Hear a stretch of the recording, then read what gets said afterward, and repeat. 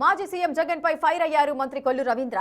నెయ్యి కల్తీ కాలేదని జగన్ చెప్పడం సిగ్గుచేటని అన్నారు. అసలు నెయ్యి సరఫరా చేసే టెండర్ నిబంధనలను ఎందుకు సడలించారో సమాధానం చెప్పాలని నిలదీశారు.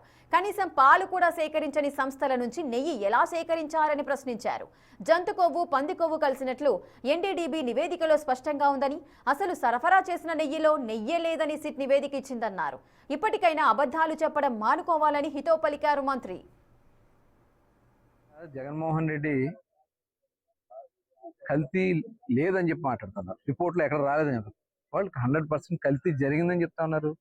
2019లో వచ్చినటువంటి ఏదైతే వాళ్ళు నిబంధనల్ని సడలించారు, ఎందుకు నిబంధనలు సడలించారు? ముందని సమాధానం చెప్పండి. 4 లక్షల లీటర్ల పాలు మినిమం సేకరణ చేయాలి. దాదాపు 18 టన్నులు వెన్న సేకరణ చేయాలి.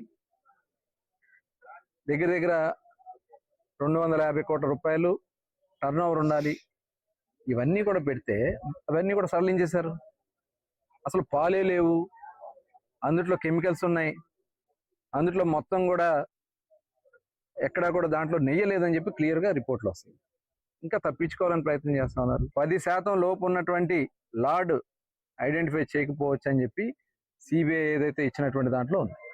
కానీ ఎన్డీడీబీ ఇచ్చినటువంటి రిపోర్ట్లో ఇందులో లార్డ్ కలిసింది, జంతు కొవ్వు కలిసిందని చెప్పి క్లియర్గా వాళ్ళు చెప్పారు.